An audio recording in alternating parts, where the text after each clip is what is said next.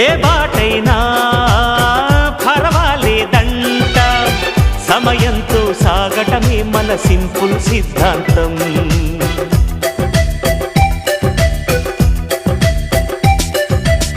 చిరుగాలికి పరిమళమిచ్చే సిరిమల్లెల వనమై ఉందాం, గగనాన్ని నేలను కలిపే హరివిల్లుల బంతెన అవుదాం.